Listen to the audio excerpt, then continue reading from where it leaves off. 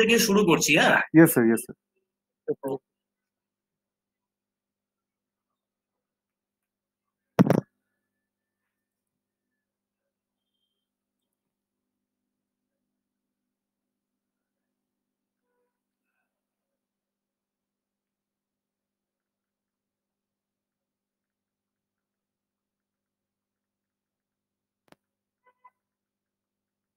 তোমরা কি দেখতে পাচ্ছো? এখনো কি এসছে? Yes, sir. Yes, sir. স্ক্রিনটা দেখতে পাচ্ছো কি? হ্যাঁ স্যার। Yes, sir. Yes. আচ্ছা, তাহলে শুরু করি আমি। Yes, sir. Yes. Okay, so let me first make it full screen.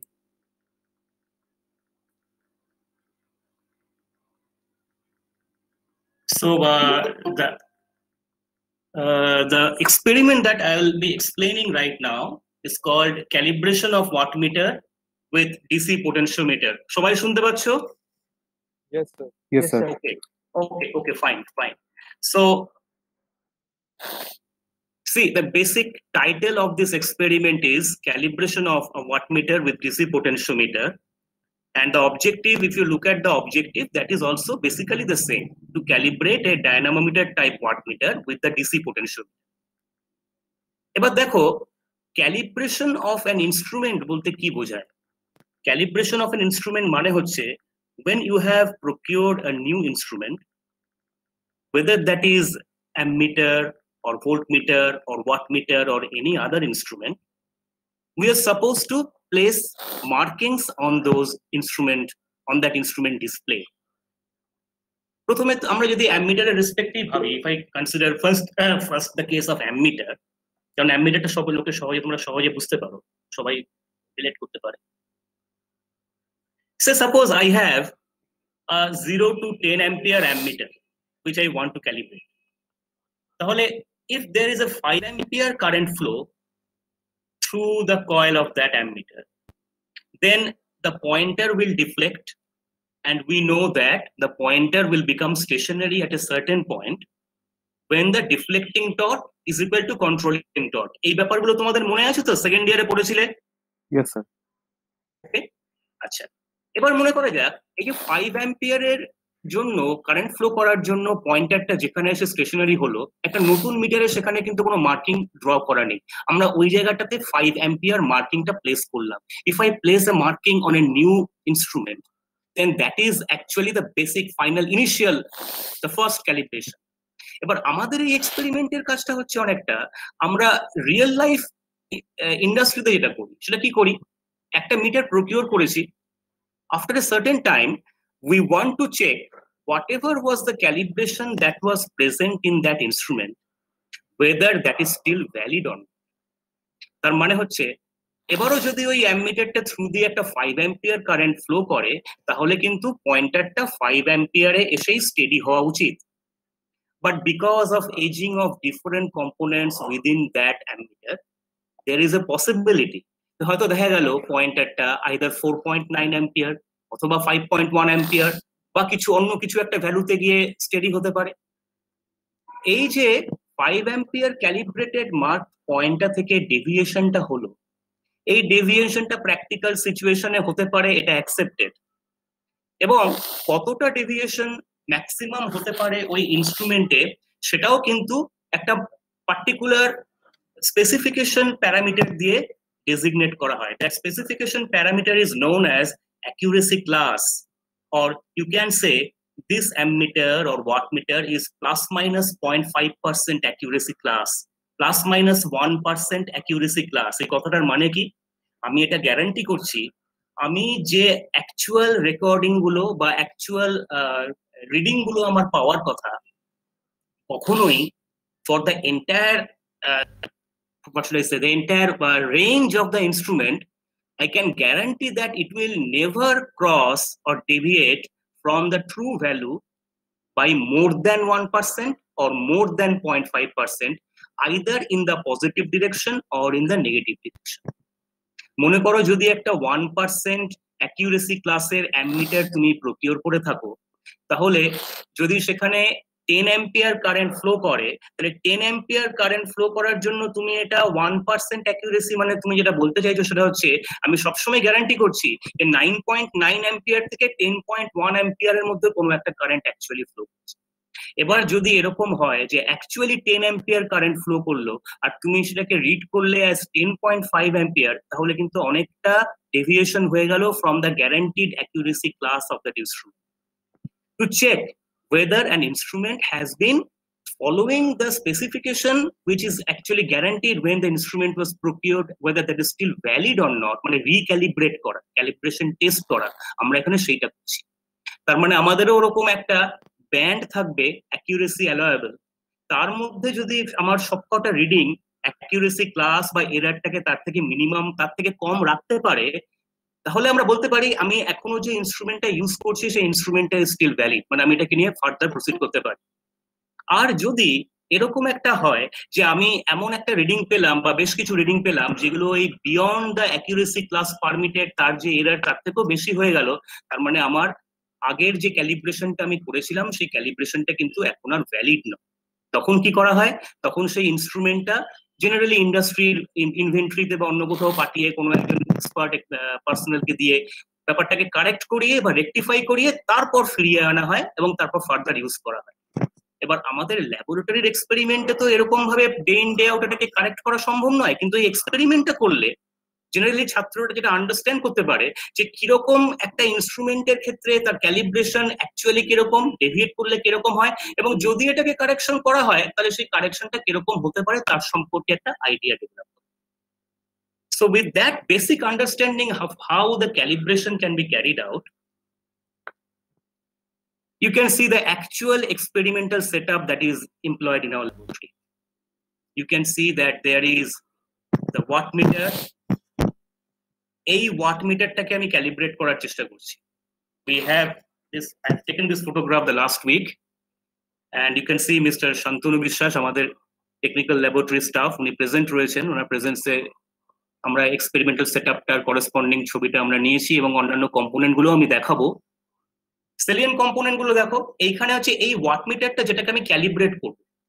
এই ওয়াটমিটারটাকে ক্যালিব্রেট করার জন্য একটা ডিসি পোটেনশিওমিটার ইউজ করব। এছাড়াও এখানে রয়েছে একটা ভোল্ট বক্স। তোমরা জানো ভোল্ট বক্স ডিসি পোটেনশিওমিটারের সঙ্গে কাজে লাগে, কেন লাগে আমি আরেকবার আমি বলবো, ঠিক আছে? এটা একটা 2 ভোল্টের supply, there is a regulated DC supply.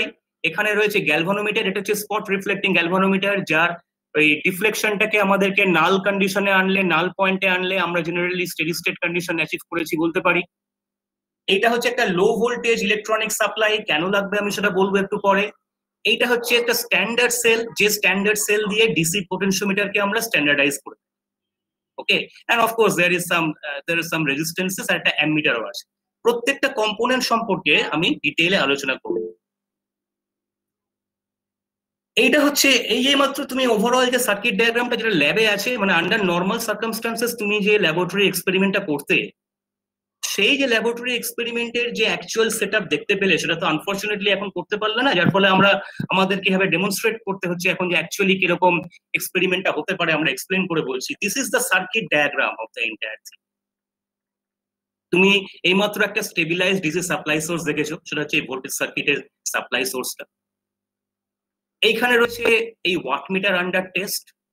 Wattmeter under test মানে হচ্ছে আমরা জানি যে কোনো ওয়াটমিটারে একটা প্রেসার কয়েল থাকে, একটা কারেন্ট কয়েল থাকে। প্রেসার কয়েলের অ্যাক্রসে ভোল্টেজ এবং কারেন্ট কয়েলের থ্রু দিয়ে কারেন্ট। ডিসি ইনস্ট্রুমেন্টের ক্ষেত্রে এই দুটোর মাল্টিপ্লিকেশনটা হওয়া উচিত থ্রু ওয়াটেজ। আমাদের এখানে ডিসি পোটেনশিওমিটারের কাজ হচ্ছে অ্যাকচুয়ালি এই ওয়াটমিটার যখন একটা পার্টিকুলার রিডিং দিচ্ছে তখন সেই মুহূর্তে অ্যাকচুয়ালি ওয়াটমিটারের প্রেসার কয়েলের অ্যাক্রসে কত ভোল্টেজ আছে আর অ্যাকচুয়ালি কারেন্ট কয়েলের থ্রু দিয়ে কত কারেন্ট ফ্লো করছে সেই দুটোকে সেপারেটলি ডিটেক্ট করা। মানে মনে করা যাক ওয়াটমিটার একটা রিডিং দিচ্ছে 20 ওয়াট, তোমাকে যেটা বের করতে হবে এই মুহূর্তে প্রেসার কয়েলের অ্যাক্রসে ভোল্টেজ কত আর কারেন্ট কয়েলের থ্রু দিয়ে কত কারেন্ট ফ্লো করছে। এই দুটোকে মাল্টিপ্লাই করলে আমরা বার করতে পারবো যে অ্যাকচুয়াল পাওয়ার কনজাম্পশন কত হচ্ছে। সেটা যদি এক্স্যাক্টলি 20 ওয়াট হয় তাহলে একদম আইডিয়াল রিডিং, যদি সেটা না হয় তাহলে ডেভিয়েশনটা কতটা। If the deviation is more than the maximum allowable, then what we have to do, then we have to make further modifications or corrections to the circuit, কিন্তু সেখানে বা ইনস্ট্রুমেন্ট, কিন্তু সেটা আমরা এখানে ওই পার্টটা করবো না, কিন্তু এটুকু বোঝার চেষ্টা করবো still whether the calibration is valid or not. তোমরা এটাও জানো যে ডিসি পোটেনশিওমিটার কিন্তু বেসিক্যালি একটা voltage measuring device.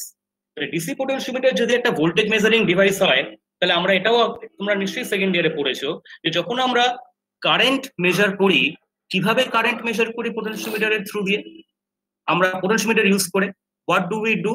We send the unknown current through standard resistance, we measure the voltage across that standard resistance, এবং সেটাকে ওই রেজিস্ট্যান্সের ভ্যালু দিয়ে ভাগ করলে আমরা কারেন্টটা মেজার করতে পারি। এই হচ্ছে বেসিক আন্ডারস্ট্যান্ডিং। যে কোনো পোটেনশিওমিটারকে যদি আমি ইউজ করতে চাই, তাহলে প্রথমে সেটাকে স্ট্যান্ডার্ডাইজ করা হয়। তার জন্য এখানে দেখো একটা স্ট্যান্ডার্ড সেল রয়েছে, এবং ডিসি পোটেনশিওমিটারের তোমরা জানো একটা ওয়ার্কিং ব্যাটারি থাকে। সেই ওয়ার্কিং ব্যাটারিটা হচ্ছে E2। এই E2টা হচ্ছে ওয়ার্কিং ব্যাটারি। মিটারটা রয়েছে ডিসি পোটেনশিওমিটারের ব্যালেন্স অ্যাচিভ করার জন্য। এটা হচ্ছে স্ট্যান্ডার্ড সেল। এটা হচ্ছে DC supply for the voltage circuit, যেখান থেকে ভোল্টেজ সাপ্লাই দেওয়া হয় টু দ্য প্রেসার কয়েল। আর কারেন্ট কয়েলের থ্রু দিয়ে যে কারেন্ট ফ্লো করে সেটাকে এই E1 বলে একটা ভোল্টেজ সোর্স, আর একটা রয়েছে electronic low voltage voltage source. এইখান থেকে সাপ্লাই করা হয় কারেন্টটা থ্রু দ্য কারেন্ট কয়েল, এবং সেই কারেন্ট কয়েলের থ্রু দিয়ে যে কারেন্টটা ফ্লো করে সেটাই অ্যামমিটারে তুমি মেজার করতে পারো।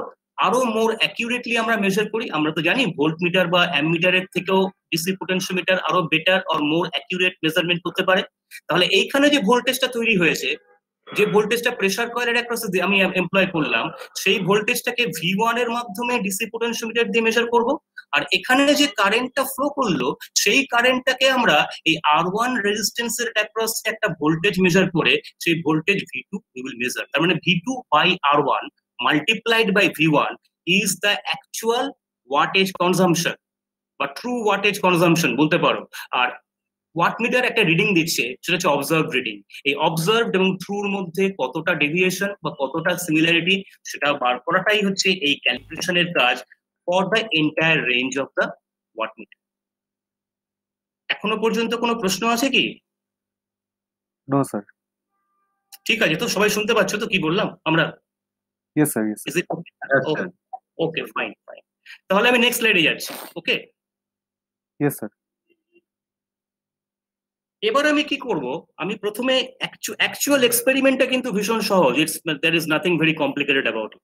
ফিলোসফিটা বুঝলে ইটস ভেরি ইজি। প্রথমে আমি প্রত্যেকটা কম্পোনেন্ট সম্পর্কে একটু আলোচনা করি, এবং তারপরে সেই কম্পোনেন্ট গুলো এখানে কিভাবে ব্যবহার করা হয় সেটা সম্পর্কে একটু আলোচনা করি। আচ্ছা, তোমরা বলতে পারবে যে আমরা দেখলাম যে ওয়াটমিটারটা এই এক্সপেরিমেন্টে আমরা ব্যবহার করছি সেটা হচ্ছে dynamometer type wattmeter. Can you tell me, তোমরা ডায়নামোমিটার টাইপ ইনস্ট্রুমেন্ট পড়েছো, পিএমএমসি টাইপ ইনস্ট্রুমেন্ট পড়েছো। এই দু ধরনের ইনস্ট্রুমেন্টই কি এসি এবং ডিসি দুটোতেই ইউজ করা যায়? Can anybody tell me? PMMC is only for DC. Sir, this can be used for both AC and DC, but PMMC only is For DC. Exactly. PMMC can only be used only for DC, but dynamometer can be used for both AC and DC, তাই তো?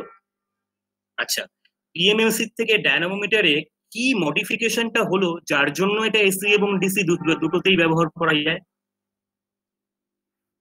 PMMC ইনস্ট্রুমেন্টে কি আছে আর ডায়নামোমিটার type ইনস্ট্রুমেন্টে কি আছে, মানে structural কি পার্থক্য রয়েছে যার জন্য this is useful for both AC and DC, অথচ কি বলে তোমার PMMC instrument is not useful?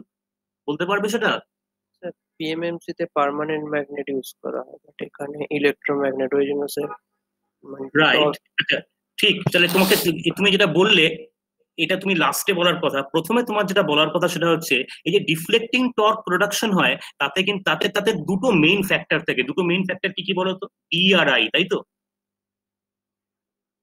Yes sir, yes. B and I, তাই তো? এবার এই যে বি অ্যান্ড আই পিএমএমসি এর ক্ষেত্রে কি হয়, যদি আমি এসি ইউজ করতাম, আই তার সাইন চেঞ্জ করছে প্রত্যেক হাফ সাইকেল পর পর, কিন্তু যেহেতু পার্মানেন্ট ম্যাগনেট রয়েছে বি এর তো ডিরেকশন চেঞ্জ হচ্ছে না। আর ডায়নামোমিটার টাইপ ইনস্ট্রুমেন্টে কি হবে? So varies I square or যেটা হবে, হ্যাঁ, আই স্কোয়ারটা কেন হচ্ছে? তার কারণ ওই যে কারেন্ট আই, ওই কারেন্ট আইটাই ইলেকট্রোম্যাগনেটের ইনপুট হিসেবে ইউজ করা হচ্ছে, তাই না? সো দ্যাট দ্য করেসপন্ডিং তুমি যে ফিল্ড বি তৈরি হচ্ছে সেই B into I becomes I square, তাই না? Am I correct? Yes, sir. Yes. So that is the reason why dynamometer type instrument is so useful for measuring both DC and AC. আমরা এখানে যে ইনস্ট্রুমেন্টটা দেখতে পাচ্ছ এটাও কিন্তু বেসিক্যালি ডিসি আর AC দুটোতে ইউজ করা যায়। এবার আরেকটা কথা বলতে পারবে, ডায়নামোমিটার টাইপ ইনস্ট্রুমেন্টকে একই সঙ্গে ট্রান্সফার ইনস্ট্রুমেন্টও বলা হয়, যেটা কিন্তু ধরো মুভিং আয়রন ইনস্ট্রুমেন্ট, এটা তো ডিসি এবং এসি দুটোতে ইউজ করা যায়, নিশ্চয়ই জানো মুভিং আয়রন। তোমরা মুভিং আয়রন ইনস্ট্রুমেন্ট পড়েছো না? Yes, sir. Yes, Yes. sir. Yes, sir. সেখানেও তো Yes, sir. মুভিং আয়রনে তো ডিসি এবং এসি দুটো ইউজ করা যায়, তাই না? Yes, sir. কিন্তু ডায়নামোমিটার টাইপ ইনস্ট্রুমেন্টে কিছু একটা এক্সট্রা ফেসিলিটি রয়েছে, কি সেটা বলবে? কেউ জানো কি? স্কেলটা স্যার বলো বলো বলো বলো। হ্যাঁ, স্কেলটা স্যার ক্র্যাম্পড নয়, মানে লিনিয়ারলি। আচ্ছা সেটা কিন্তু সবগুলোর জন্য নয়, সেটা কিন্তু না। হচ্ছে শুধু ওয়াটমিটারটার জন্য। ওয়াটমিটার এত ফেমাস কেন? কেন আমরা এই ইনস্ট্রুমেন্টটাকে ইউজ করলাম এই ক্যালিব্রেশন টেস্টিং করার জন্য? তার কারণ হচ্ছে ওয়াটমিটার হিসেবে এই স্কেলটা লিনিয়ার বলে ইট ইজ সো ফেমাস। কিন্তু ইন জেনারেল ডায়নামোমিটার টাইপ ইনস্ট্রুমেন্টকে ট্রান্সফার ইনস্ট্রুমেন্টও বলা হয়, যেটা কিন্তু মুভিং আয়রনের ক্ষেত্রে ভ্যালিড নয়। কেন সেটা বলতে পারবে? ট্রান্সফার ইনস্ট্রুমেন্ট কথাটার মানেটা কি? Does anybody know? আমি বলবো? হ্যাঁ স্যার। আচ্ছা, সেটা হচ্ছে হ্যাঁ স্যার বলুন। তার কারণটা হচ্ছে if you perform a calibration in DC, that calibration still remains valid also for DC. কি বললাম বুঝতে পারলে? Calibration is independent of whether that is the instrument is going to be used for DC or AC. মানে DC আর AC তে separately calibrate করার প্রয়োজন পড়ে না ডায়নামোমিটার টাইপ ইনস্ট্রুমেন্ট। সুবিধাটা হচ্ছে ডিসি তে ক্যালিব্রেট করা অনেক সহজ। কেন বলতো? স্ট্যান্ডার্ড সেল ডিসি তে পাওয়া যায়, স্ট্যান্ডার্ড ভোল্টেজ সেল, তাই না? স্ট্যান্ডার্ড ভোল্টেজ সেল ডিসি তে পাওয়া যায় বলে ডিসি তে ক্যালিব্রেট করা অনেক সহজ। এসির জন্য কিন্তু কোনো দেখবে কোনো স্ট্যান্ডার্ড সেল পাওয়া যায় না, যার ফলে তুমি মুভিং আয়রন ইনস্ট্রুমেন্টকে কিন্তু ফর এক্সাম্পল ডিসি এবং এসি দুটো পারপাসে ইউজ করতে গেলে তোমাকে স্কেলটাকে সেপারেটলি ক্যালিব্রেট করে নিতে হয় দুবারের জন্য, দুটো ডিফারেন্ট পারপাস। কিন্তু ডায়নামোমিটার টাইপ ইনস্ট্রুমেন্টে যে স্কেলটা ডিসির জন্য ক্যালিব্রেট করলে, ধরো একটা ওয়াটমিটার 5 অ্যাম্পিয়ার ডিসি মেজার করছে, তো এই যে তোমার 5 লেখা আছে, তুমি ওটা ডিসি তে কানেক্ট করা মানে হচ্ছে ওটা 5 অ্যাম্পিয়ার ডিসি মেজার করবে, আর এসি তে কানেক্ট করা মানে হচ্ছে 5 অ্যাম্পিয়ার আরএমএস মেজার। বুঝতে পারলে?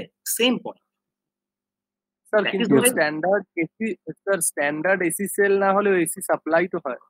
হ্যাঁ, কিন্তু কথা হচ্ছে স্ট্যান্ডার্ড সাপ্লাই, ধরো ওয়েস্টার্ন নর্মাল সেল, তার যে অ্যাকিউরেসি, সেই অর্ডারের অ্যাকিউরেসি পাওয়াটা কিন্তু যায় না, অত ভালো অ্যাকিউরেসি জেনারেলি অ্যাচিভ করা যায়। এখন হয়তো আরো ইমপ্রুভমেন্ট হচ্ছে, কিন্তু ট্র্যাডিশনালি অনেকদিন পর্যন্ত কিন্তু ওই ডিসি সেলের যে স্ট্যান্ডার্ড সেলের যা অ্যাকিউরেসি বা যা robustness over a period of time, সেটা কিন্তু ডিসি সেলের স্ট্যান্ডার্ড সেলই অ্যাফার করতে পারে সেল হিসেবে। ঠিক আছে? Can I move forward? Yes sir. তাহলে বুঝতে পারা গেল তো কেন ট্রান্সফার ইনস্ট্রুমেন্ট, তার মানে ক্যালিব্রেশন করলে একটা পার্টিকুলার ডিসির জন্য ধরো সেটাকে ট্রান্সফার করতে পারছে এসির জন্য। কিন্তু মুভিং আয়রন ইনস্ট্রুমেন্ট কিন্তু ট্রান্সফার ইনস্ট্রুমেন্ট নয়, although it can be use for both AC and DC. Okay, এবার আমি যদি নেক্সট স্লাইডে যাই, এবার দেখো এই ইনস্ট্রুমেন্টে কিরকম ফিচার্স গুলো সেগুলো একটু শিখে দাও। একটা হচ্ছে এই ওয়াটমিটার গুলো যখনই তুমি প্রথমে ব্যবহার করবে, প্রথমে এটা জিরো এরার টেস্ট করে নিতে হবে। জিরো এরার মানে কি? তুমি ডিসি ওয়াটমিটারটাকে, ডায়নামোমিটার টাইপ ওয়াটমিটারটাকে তুমি এনার্জাইজ করোনি, ডি এনার্জাইজ করে রেখেছো, এই অবস্থায় রিডিং কি আসার কথা? 0 ওয়াট। এই যে রাইটে একটা বাটন আছে, যদি 0 ওয়াট না আসে তার মানে জিরো এরার আছে। এই জিরো এরারটাকে টেক কেয়ার করার জন্য এখানে একটা বাটন আছে, সেই বাটনটাকে ঘুরিয়ে ঘুরিয়ে বা সেই নব দিয়ে ঘুরিয়ে ঘুরিয়ে এখানে এই পয়েন্টারটাকে জিরোতে আনা হয়। ঠিক আছে? তার মানে জিরো এরারটা কারেকশন করা যায়। এটা ফার্স্ট পার্ট। সেকেন্ড পার্ট হচ্ছে এই দুটো সিলভারি মোটা মোটা যে নব গুলো দেখতে পাচ্ছ, এইগুলো হচ্ছে ওয়াটমিটারের কারেন্ট কয়েল, আর এই দুটো হচ্ছে প্রেসার কয়েল। তোমরা দেখবে সবসময় ওয়াটমিটারের কারেন্ট কয়েলটা কিন্তু মানে ম্যাসিভ হয় বা এটা হেভি কয়েল হয়, আর প্রেসার কয়েলটা হয় লাইটার কয়েল কম্পারেটিভলি। তোমরা জানো ওয়াটমিটারে কারেন্ট কয়েলের প্লাস মাইনাস পয়েন্টের সঙ্গে প্রেসার কয়েলের প্লাস মাইনাস পয়েন্টকে শর্ট করা হয় জেনারেলি। এইটা হচ্ছে এই প্রেসার কয়েলের প্লাস মাইনাস পয়েন্ট, এইটা হচ্ছে কারেন্ট কয়েলের প্লাস মাইনাস পয়েন্ট। ওকে, কারেন্ট কয়েল সবসময় মনে রাখবে যে কারেন্ট কয়েলটা হচ্ছে মাসিভ এবং কম্পারেটিভলি লাইটের কয়েলটা হচ্ছে কয়েল। এবার নিশ্চয়ই মনে আছে ডায়নামোমিটার টাইপ ইনস্ট্রুমেন্টে ফিক্সড কয়েল থাকে আর মুভিং কয়েল থাকে, মনে আছে? Yes, sir. মনে আছে তো? Yes, sir. Yes, sir. নিশ্চয়ই। হ্যাঁ, Yes, sir. এবার দুটো ফিক্সড কয়েল থাকে তাই না? দুটো ফিক্সড কয়েল থাকে আর মাঝখানে একটা মুভিং কয়েল থাকে, Yes, sir. Yes, sir. এটা মনে আছে? দুটো ফিক্সড কয়েল কেন থাকে বলতে পারবে? ফিক্সড কয়েল তো একটাও থাকতে পারে। দুটো ফিক্সড কয়েল থাকে এই কারণে, দুটো ফিক্সড কয়েলকে এমন ভাবে অ্যারেঞ্জ করা হয় যাতে মাঝখানে সেন্টারে ফিল্ডটা ইউনিফর্ম হয় যতটা সম্ভব, অ্যাজ ফার অ্যাজ প্র্যাকটিক্যাল। আর আরেকটা সুবিধা হচ্ছে so that you can pass the shaft through the centre of it. এই দুটো কারণে ফিক্সড কয়েলকে দুটো পার্টে ব্রেক করে বা দুটো পার্টে নিয়ে দুটো সেন্টার থেকে দুদিকে অলমোস্ট ইকুয়াল ডিস্টেন্সে মেনটেন করা হয়। আর সেন্টার পজিশনটাকে ভাবতে পারো যেখানে ওই মুভিং কয়েলটা আছে, আর মুভিং কয়েলের উপরে কানেক্ট করা রয়েছে একটা পয়েন্টার, যে পয়েন্টারটা মুভ করে স্কেলের উপরে। এবার এই দেখো এই যে নবটা, এর পাশে একটা 100 ভোল্ট লেখা আছে। সিমিলারলি এইখানে ধরো আরো দুটো নব রয়েছে, এইখানে একটা, এখানে একটা। এই নবগুলোতে একটাতে 200 ভোল্ট আর একটাতে 500 ভোল্ট আর এখানে 100 ভোল্ট লেখা আছে। এখানে কানেকশনটা করা মানে হচ্ছে প্রেসার কয়েলটাতে যে ভোল্টেজ রেটিং আমরা এমপ্লয় করছি সেটা হচ্ছে 100 ভোল্ট, এবং এই ওয়াট মিটারটার ফুল স্কেল রিডিং হচ্ছে 100 ওয়াট। তার মানে কি এই অবস্থায় 100 ভোল্ট রেটেড ভোল্টেজ এবং ফুল স্কেল রিডিং দেওয়া মানে হচ্ছে ফুল স্কেল কারেন্ট কত হবে বা রেটেড কারেন্ট কত হবে? 1 ampere. 100 volt into 1 ampere is equal to 100 watt.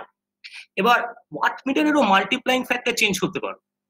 Watt মিটারের মাল্টিপ্লাইং ফ্যাক্টর কি করে আমরা ফিজিক্যালি চেঞ্জ করব? এইখানে দেখো একটা কানেকশন করা আছে। এই যে কানেকশনটা করা আছে, যে চারটে, এই যে চারটে নব দেখানো আছে ওপরে, দেখো সিলভারি চারটে নব কারেন্ট কয়েলের পাশে ডান সাইডে on the right hand side. এইখানে এই নবগুলোকে এমন ভাবে কানেক্ট করা হয় যে কানেকশনটার মাধ্যমে ভেতরে ওই মাল্টিপ্লাইং ফ্যাক্টরটা 1 বা 2 বা 5 এরকম হয়ে যায়। That is how the overall physical construction of a wattmeter will look like. Any question about the wattmeter? Is it okay? যখন হ্যান্ডেল করবে প্র্যাকটিক্যালি? Yes, sir. আমি নেক্সট স্লাইডটা যাচ্ছি। স্যার হ্যাঁ, বলো। একবার কারেন্ট কয়েল আর প্রেসার কয়েল টার্মিনাল গুলো একটু দেখাবেন। এই দুটো হচ্ছে কারেন্ট কয়েল টার্মিনাল, দেখতে পাচ্ছো? এই যে মোটা, সবচেয়ে মোটা যে দুটো টার্মিনাল দেখো তোমার সিলভারি গ্রে কালারের, দেখতে পাচ্ছো? হ্যাঁ হ্যাঁ হ্যাঁ হ্যাঁ হ্যাঁ। এই পাশে দেখতে পাচ্ছো একটা ছোট্ট প্লাস মাইনাস। হুম হুম। তোমরা ছবি এঁকেছো ডাইরেক্ট রিডিং এর সময় ওয়াটমিটারে, নিশ্চয়ই মনে আছে কারেন্ট কয়েল আর প্রেসার কয়েলের প্লাস মাইনাস পয়েন্ট দুটোকে শর্ট করতে হয়। হ্যাঁ হ্যাঁ হ্যাঁ। সেটা তুমি ছবি এঁকে অভ্যস্ত, ঠিক আছে? এক্ষেত্রে একটু অন্যরকম হবে, একটু পরে আসছি। ফর দ্য মোমেন্ট তার মানে যদি তোমাকে কানেক্ট, সেইটা যদি প্লাস মাইনাস কে শর্ট করতে হয়, এইটা হচ্ছে প্রেসার কয়েলের প্লাস মাইনাস পয়েন্ট, দেখতে পাচ্ছো? হুম হুম হুম। এই পয়েন্টটার সঙ্গে এই পয়েন্টটা শর্ট করা মানে হচ্ছে সেই ওই plus minus point of CC and plus minus point of PC, এই দুটোকে শর্ট করা হয়। তোমরা নিশ্চয়ই এটাও মনে আছে যে প্রেসার কয়েলের সঙ্গে ইন সিরিজে থাকে একটা non inductive high value of resistance, মনে থাকার কথা। প্রেসার কয়েলের সঙ্গে সিরিজে থাকে একটা non inductive resistance of very high value. কেন থাকে? কারণ প্রেসার কয়েলের মধ্যে দিয়ে যাতে খুব কারেন্ট কারেন্ট ফ্লো করে, তাই তো? Okay, hmm hmm. Any question? Is it okay? Can I move forward? Yes, sir. Okay, fine. এইটা হচ্ছে প্র্যাকটিক্যালি ডিসি পোটেনশিওমিটার। ডিসি পোটেনশিওমিটারের মুখ্য উদ্দেশ্য কি? It can measure the voltage very accurately, isn't it? We all know that. কেন এত accurate form of measurement করতে পারে? কারণ বেসিক্যালি কিন্তু একটা নাল মেথড এমপ্লয় করে for the measurement of A voltage. এবার এই যে ভোল্টেজ মেজারমেন্টটা একটা ডিসি পোটেনশিওমিটার করে, ওকে আমি পরের স্লাইডটায় যাই। এটা তো তুমি সাইড ভিউ নেওয়া হয়েছে, এবার টপ ভিউটা দেখি। এটা হচ্ছে অনেক দিনের পুরনো, তোমরা যে ওয়েস্টার্ন মেকের যে পোটেনশিওমিটারটা, সরি ডাইনোমিটারটা দেখলে, ওয়াটমিটারটা দেখলে, এই যে ডিসি পোটেনশিওমিটার গুলো দেখছো সমস্ত বিদেশি ইনস্ট্রুমেন্ট, মানে অনেক বছর আগে এগুলো প্রক্রিয়া করা হয়েছে। এবার দেখো যে কোনো পোটেনশিওমিটারে তোমাদের নিশ্চয়ই মনে আছে ভোল্টেজ মেজারমেন্টটা করা হয় একটা মেইন ডায়াল প্লাস স্লাইড বারের উপরে, মনে আছে তো? আচ্ছা, এবার তার মানে তুমি ওটাকে মেইন ডায়াল প্লাস স্লাইড বার ব্যাপারটাকে তুমি ভাবো যে দুটো ডায়াল, একটা কোর্স ডায়াল আর একটা ফাইন ডায়াল, এভাবে ব্যাপারটা ভাবলেই হবে টোটালটা। যে কোনো ডিসি পোটেনশিওমিটারে there is a working battery যে ওয়ার্কিং ব্যাটারিটা আমাদের সার্কিটের ওপরের দিকে একটা ব্যাটারি থাকে, তার সঙ্গে সিরিজে একটা রেজিস্ট্যান্স থাকে, এবং সেই রেজিস্ট্যান্সটাকে ভ্যারি করিয়ে করিয়ে ওই মেইন ডায়াল প্লাস স্লাইড ওয়্যারের থ্রু দিয়ে কারেন্টটাকে ভ্যারি করানো হয়। I hope you all remember that, and that current is known as the working current, if you remember that. ঠিক আছে?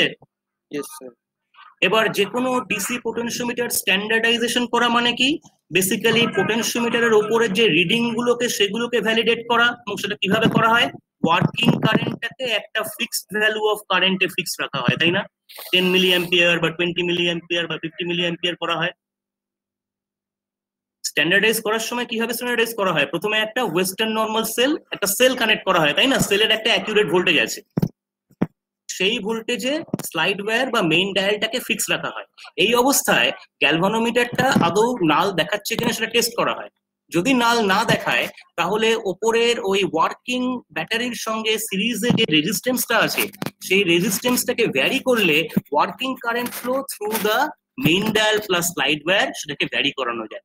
সেটা যখন ফর এক্সাম্পল একটা ফিক্সড ভ্যালু 10 মিলি অ্যাম্পিয়ার বা 20 মিলি অ্যাম্পিয়ার বা 50 মিলি অ্যাম্পিয়ার যাই হোক না কেন সেখানটায় এসে দাঁড়ায়, তখন অ্যাকর্ডিংলি ওই ভোল্টেজ রিডিং যেটা আমি দেখতে পাচ্ছি অন দা পোটেনশিওমিটার রিডিং, এই অবস্থায় যদি গ্যালভানোমিটার নাল দেখায় তার মানে the standardization is over. Standardisation হয়ে যাওয়ার পর তখন ওই ওয়ার্কিং ব্যাটারির সঙ্গে যে সিরিজের রেজিস্ট্যান্সটা থাকে সেটাতে আর হাত দেওয়া হয় না, এবার একটা আননোন সেল টেস্ট পজিশনে আনা হয়, এবং তখন সেই অবস্থায় তার মানে ওয়ার্কিং কারেন্টটা ভ্যারি করবে না।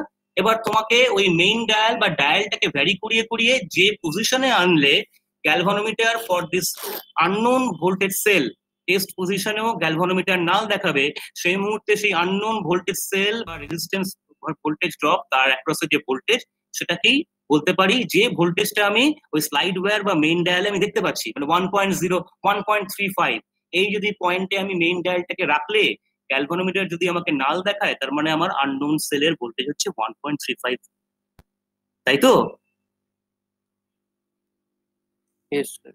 হ্যাঁ, এগুলো তো মনে, এটা মনে একটু তো পুরোটা তো নিশ্চয়ই মনে আছে কিছুটা। আচ্ছা, এবার দেখো, দেখতে পাচ্ছ ছবিতে এই যে এইদিকে একদম রাইট এক্সট্রিমে দুটো টার্মিনাল দেখতে পাচ্ছ, এই দুটো টার্মিনালে স্ট্যান্ডার্ড সেলটা কানেক্ট করা হয়। তুমি এইমাত্র আমরা যে সার্কিটে এর আগে দেখালাম যে V1 V2 দুটো মেজার করতে পারা যায় অ্যাক্রস দ্য প্রেসার কয়েল আর for the current flow through the current coil, V1টা মেজার করা হয় এই চ্যানেলটাতে। আর আমাদের এই সার্কিটে ফর এক্সাম্পল, সরি এটা আমার ভুল হয়েছে, এই দুটো টার্মিনাল, আমি ভালো দেখতে পাচ্ছি না, এইখানে এই দুটো টার্মিনালকে দেখো জি লেখা আছে, দেখতে পাচ্ছ এখানে জি লেখা আছে। তাহলে বলো তো এই যে রেড এন্ড ব্লু ওয়্যার, এই দুটো ওয়্যার কোথায় যাবে? এটা যাবে গ্যালভানোমিটার যাবে, বুঝতে পেরেছো? এইখানে স্ট্যান্ডার্ড সেলের কানেকশন প্রথম দুটোতে, তারপরের দুটোতে হচ্ছে গ্যালভানোমিটারের কানেকশন। তারপরে দেখো হয়তো দেখতেও পাবে, দেখো চ্যানেল 1 2 3 লেখা আছে ওই ইয়েগুলোর উপরে, বক্সটার উপরে। এই 1টা হচ্ছে চ্যানেল 1 থেকে আননোন ভোল্টেজ মেজার করব, আর চ্যানেল 2 আর চ্যানেল 3 আমরা এখানে চ্যানেল 1 এ V1 মেজার করি আর চ্যানেল 3 তে V2 মেজার করি। আর এই যে ওয়ার্কিং ব্যাটারি যেটা বললাম, যেটা জেনারেলি পোটেনশিওমিটারের ম্যাক্সিমাম ভোল্টেজের থেকেও বেশি হয়, পোটেনশিওমিটারটার ম্যাক্সিমাম ভোল্টেজ মনে করো 1.5 ভোল্ট মেজার করতে পারে, তার জন্য এই ডিসি সোর্সটা বা ইলেকট্রনিক ভোল্টেজ সোর্সটা ইউজ করা হয়, যার ম্যাগনিটিউড হচ্ছে 2 ভোল্টস। এখানে দুটো নব আছে, এই একটা নব হচ্ছে সিলেক্টর সুইচ, মানে কোন চ্যানেলটায় ভোল্টেজ সেট করার জন্য, মানে চ্যানেল 1 থেকে ভোল্টেজ মেজার করতে গেলে এই সুইচটাকে 1 পজিশনে রাখতে হয়। এই দুটো হচ্ছে ওই কোর্স রিওস্ট্যাট আর fine rheostat for measuring the unknown voltage. আর এই সিলেক্টর সুইচটা আছে একটা ইনটু 1 পজিশন আর একটা ইনটু 0.1 পজিশন। ইনটু 1 পজিশনে রাখলে যে আননোন ভোল্টেজটা পাবে সেটাই হচ্ছে আননোন ভোল্টেজ, মানে মেইন ডায়ালে যে রিডিংটা পাবো, কোর্স এবং ফাইন রিওস্ট্যাটে যে রিডিংটা পাবো সেটাই হচ্ছে আননোন ভোল্টেজ। আর যদি ইনটু 0.1 পজিশনে রাখি তার মানে হচ্ছে যে রিডিংটা আমি ওই কোর্স এবং ফাইন রিওস্ট্যাটে পাবো সেই রিডিংটাকে মাল্টিপ্লাই বাই 0.1 করে করতে হবে।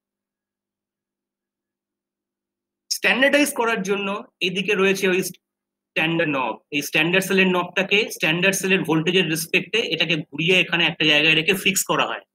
ফিক্স করার পর তারপরে ওই ওয়ার্কিং ব্যাটারির সঙ্গে সিরিজে একটা রিওস্ট্যাট আছে, সেই রিওস্ট্যাটটাকে ভ্যারি করা হয়, আর ভ্যারি করিয়ে এইখানে এই নবটাকে প্রেস করলে গ্যালভানোমিটারের ডিফ্লেকশনটা হয়।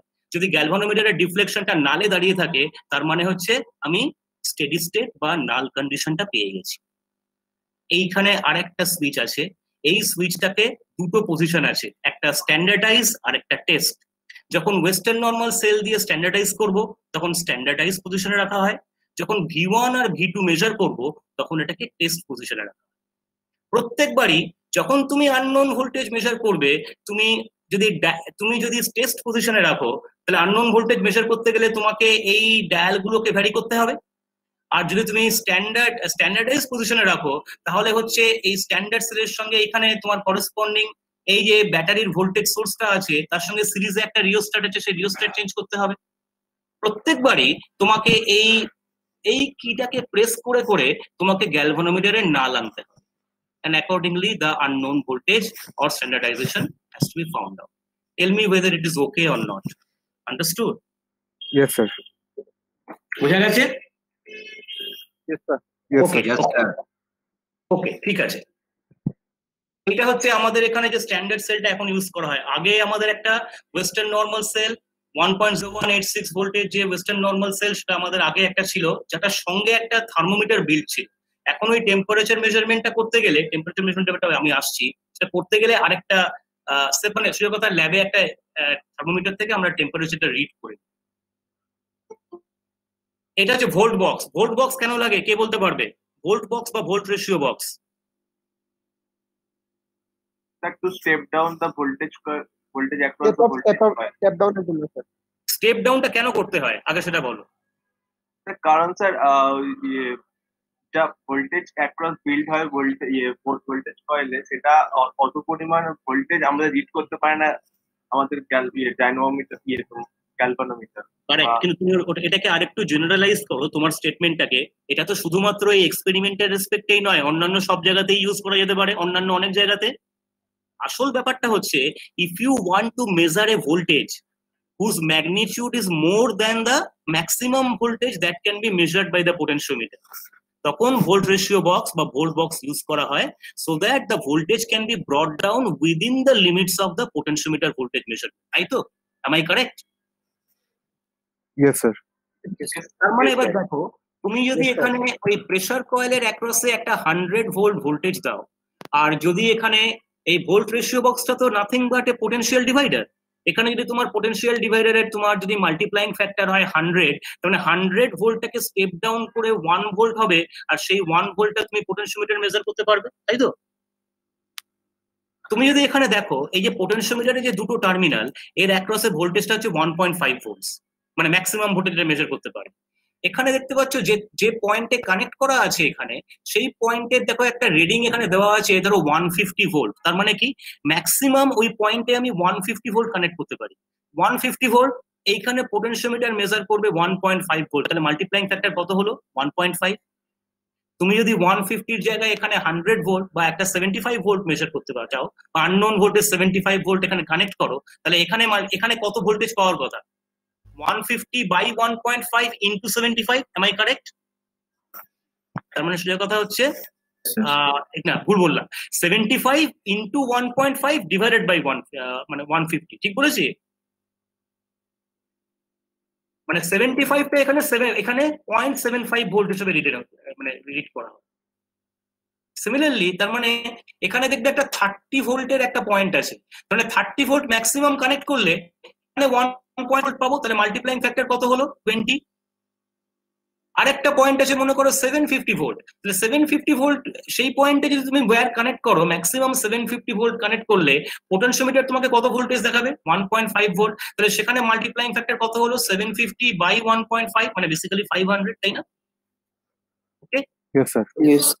so accordingly there will be a potential divider. Basically volt box is a potential divider for stepping down the voltage. Okay, এটা হচ্ছে সেই স্টেবিলাইজড ডিসি সাপ্লাই সোর্স, যেটা ওই 100 ভোল্ট রিড করার কথা। বাকিগুলো তো ঠিক আছে। একটা লো ভোল্টেজ ইলেকট্রনিক সাপ্লাই কেন লাগবে আমি পরে বলছি। Spot reflecting galvanometer, d'Arsonval galvanometer, okay, we all know this. যে 2 ভোল্ট ইলেকট্রনিক সাপ্লাই, যেটা হচ্ছে ওই তোমার ডিসি পোটেনশিওমিটারটাকে সাপ্লাই দেওয়ার জন্য। আচ্ছা, এবার আমি এটা বলেছিলাম যে কারেন্ট কয়েলের অ্যাক্রসে, যে কারেন্ট কয়েলের থ্রু দিয়ে যে কারেন্ট ফ্লো করছে, সেটাকে মেজার করা হবে একটা স্ট্যান্ডার্ড রেজিস্ট্যান্সের থ্রু দিয়ে সেই কারেন্টটা ফ্লো করিয়ে তার অ্যাক্রসে ভোল্টেজ মেজার করি।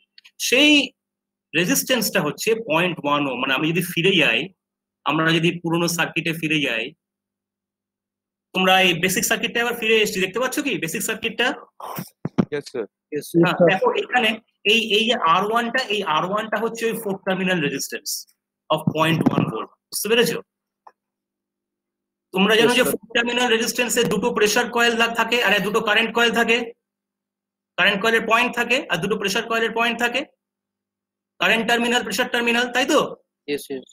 C1 and C2 through there will lead the current in the circuit and take the current out of it, and P1 and P2 are the two potential terminals across which the voltage is measured. এবার তুমি যদি তোমার সার্কিটে actual সিস্টেমটা ফিরে এসো, এটা হচ্ছে অ্যাকচুয়াল কনফিগারেশনটা। এই যে দুটো আবার সিলভারি মোটা যে নব দেখতে পাচ্ছ, এগুলো হচ্ছে C1 আর C2, আর এই দুটো ব্ল্যাক হচ্ছে P1 R P2. All these are foreign instruments procured a long time back. Okay? Can I move forward? Yes, sir. Okay. হ্যাঁ, any question বলো? এই ছোট যে কালো এর অ্যাক্রসে যে আমরা ভোল্টেজ লিখি সেটা কিন্তু স্যার রেজিস্ট্যান্স কানেক্টেড আছে। হ্যাঁ, এই যে তুমি এই যে তুমি এইখানে যে দুটো ওয়্যার দেখতে পাচ্ছ না, ব্ল্যাক এবং রেড, হ্যাঁ, এটা চলে গেছে V2 কানেকশন, এটাই যেখানে আমরা ওই পোটেনশিওমিটারে যেখানে কানেকশন করব। তাহলে কি মানে মানে এই রেজিস্ট্যান্সের অ্যাক্রসে মানে এটা কি কানেক্টেড আছে? মানে আমরা এই কারেন্ট ফ্লো করছে যে বড় মোটা নব দুটো, ওই দুটোর সঙ্গে কি শর্ট আছে? মানে ছোট নব? না না না না না, সেটাই তো তোমার কারেন্ট কয়েল আর প্রেসার কয়েল তো, কারেন্ট টার্মিনাল আর প্রেসার টার্মিনাল তো সেপারেট থাকে। ওভারঅল কনস্ট্রাকশন তো তোমরা সেটা পড়েছো তো নিশ্চয়ই, যাতে লিড রেজিস্ট্যান্স, লিড এবং কন্ট্যাক্ট রেজিস্ট্যান্সের যে করেসপন্ডিং ভ্যালু গুলো হয় সেগুলো তো খুব কম হয়। সেটা যদি এই 0.1 ওহমের সঙ্গে কম্পারেবল হয়ে যায়, যাতে ওই লিড এন্ড কন্ট্যাক্ট রেজিস্ট্যান্সের এফেক্টটা final measurement of the actual resistance 0.1 ohm তার থেকে এলিমিনেট করা যায়, তার জন্যই তো আমরা 4 টার্মিনাল রেজিস্ট্যান্স কনস্ট্রাক্ট করে থাকি। এটা তোমরা সেকেন্ড ইয়ারে পড়েছো তো, মনে নেই? কেলভিনস ডাবল ব্রিজ ইউজ করা হয়, মনে পড়েছে? Kelvin's double bridge, Yes, yes. Kelvin double bridge, সেখানে কি করা হয় ভাবো? কেলভিন ডাবল ব্রিজে তোমার একটা পার্টিকুলার আননোন রেজিস্ট্যান্স ব্যবহার করছো বা মেজার করছো, একদম সেম প্রিন্সিপাল। সার্কিটের মধ্যে যে কারেন্ট ফ্লো করছে বা সার্কিটের যে কানেকশন, সেই কানেকশনটা হবে হচ্ছে এই দুটো, মানে এই কারেন্ট কয়েলের দুটো টার্মিনালের থ্রু দিয়ে হচ্ছে সার্কিটের কন্টিনিউটি, মেইন কারেন্ট কয়েলটা কন্টিনিউটি, বুঝতে পেরেছো? আর প্রেসার কয়েলের অ্যাক্রসে যে দুটো, এই দুটো যে টার্মিনাল, এখান থেকে যে দুটো তার, এই দুটো তার কোথায় যাবে? এই দুটো তার যাবে হচ্ছে ওই V2 যেখানে মেজার করছি ফ্রম দ্য পোটেনশিওমিটার, সেইখানে।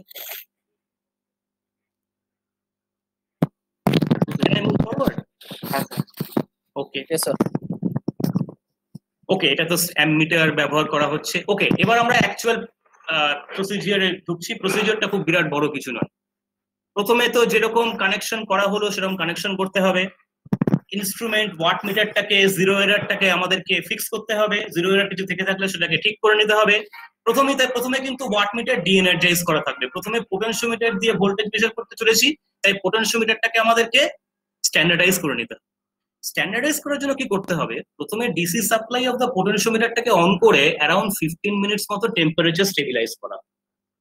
এই যে 15 মিনিটস মতো স্ট্যান্ডার্ডাইজ স্টেবিলাইজ করা হয়, তারপরে ধরে নেওয়া হয় যে ওভারঅল পোটেনশিওমিটারের পুরো সার্কিটটার মধ্যে দিয়ে যেন সর্বত্র টেম্পারেচার মোরলেস ইজ ইউনিফর্ম অ্যাটেইন করা হয়েছে। এই অবস্থায় এবার স্ট্যান্ডার্ড সেলটার করেসপন্ডিং টেম্পারেচার মেজার করা হয়। আমি আগেও বলেছি যে আমাদের দেখো ইনস্ট্রাকশন সেটা লেখা আছে, as given by the thermometer built into it. আসলে এটা হচ্ছে আগে যে আমাদের প্রকিউর করা স্ট্যান্ডার্ড সেল ছিল, সেখানে থার্মোমিটারটা ওখানে বিল্টই করা ছিল।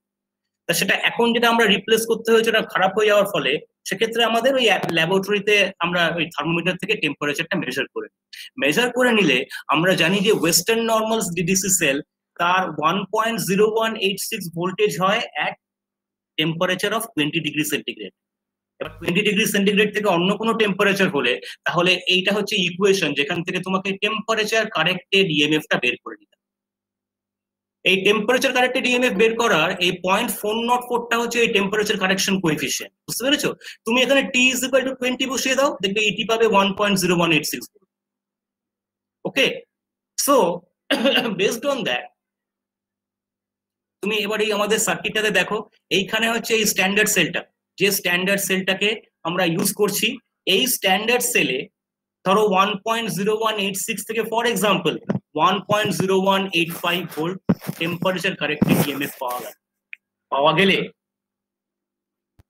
তার মানে এই ডিসি পোটেনশিওমিটারের এইখানে যে স্ট্যান্ডার্ড সেলের একটা নব ছিল সেই নবটাকে ঘুরিয়ে 1.0185 ভোল্টে আনবে, এনে তোমার এই যে ওয়ার্কিং ব্যাটারি এই যে E2 দেখা যাচ্ছে, ওয়ার্কিং ব্যাটারি E2 এখানে সার্কিটে, এই E2টা হচ্ছে আমাদের এখানে এই যে সাপ্লাইটা, এই সাপ্লাইয়ের সঙ্গে বেসিক্যালি সিরিজে একটা রেজিস্ট্যান্স রয়েছে, সেই রেজিস্ট্যান্সটাকে ভ্যারি করিয়ে করিয়ে আমার যখনই এই নবটাকে প্রেস করব গ্যালভানোমিটার নাল দেখানো মানে আমার স্ট্যান্ডার্ডাইজেশন হয়ে গেছে।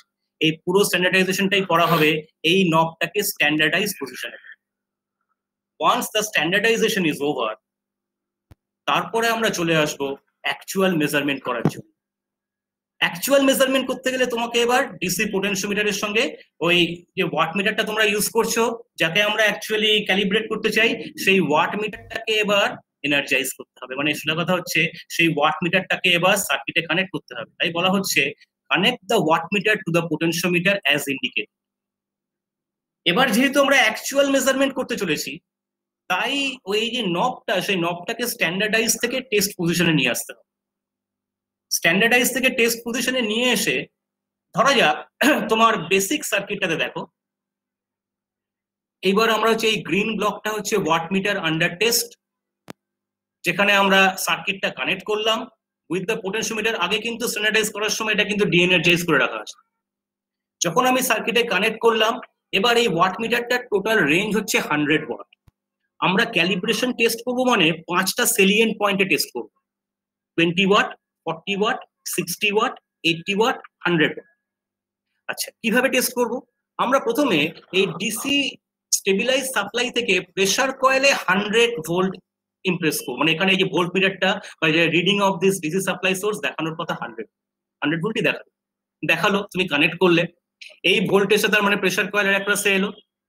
এইবার তুমি এই যে কারেন্ট কয়েলের যে সার্কিটটা দেখছো, সেখানে এই যে RH1টা আছে, এই রিওস্ট্যাটটাকে ভ্যারি করলে এইখানে এই কারেন্ট কয়েলের থ্রু দিয়ে একটা কারেন্ট ফ্লো করলো। সেই কারেন্ট কয়েলের থ্রু দিয়ে যে কারেন্টটা ফ্লো করলো, ধরা যাক সেই কারেন্টের ম্যাগনিটিউডটা যদি হয় 0.2 অ্যাম্পিয়ার আইডিয়ালি, তাহলে 0.2 into 100 volt should give you 20 watt. এবার 0.2 কারেন্ট ফ্লো করলো কি করলো না সেটা তুমি আপাতত জানার দরকার নেই। আমাকে যেটা দেখতে হবে, আমি যে এই কারেন্টটা ফ্লো করালাম, সঙ্গে সঙ্গে আমার এই ওয়াট মিটারের রিডিংটা কোন জায়গায় এসে 20 ওয়াট। যখন 20 ওয়াট রিডিং দেখালো ওয়াট মিটারটা, সেই অবস্থায় আইডিয়ালি যেটা হওয়ার কথা, প্রেসার কয়েলের অ্যাক্রসে 100 ভোল্ট থাকার কথা, কারেন্ট কয়েলের থ্রু দিয়ে 0.2 অ্যাম্পিয়ার কারেন্ট ফ্লো করার কথা। কিন্তু প্র্যাকটিক্যালি কিন্তু সেই ভ্যালুগুলো এক্স্যাক্টলি নাও থাকতে পারে। সেই ভ্যালুগুলোকেই আমরা মেজার করব ইউজিং দ্য ডিসি পোটেনশিওমিটার। কিভাবে করবো দেখো, তার মানে ভোল্ট বক্সের ওই ইনপুটের ভোল্টেজটা ভাব ধরতে পারি 100 ভোল্ট। যদি ভোল্ট বক্সের মাল্টিপ্লাইং ফ্যাক্টর হয় 100, তাহলে এই V1 ভোল্টেজটা আইডিয়ালি 1 ভোল্ট আসার কথা।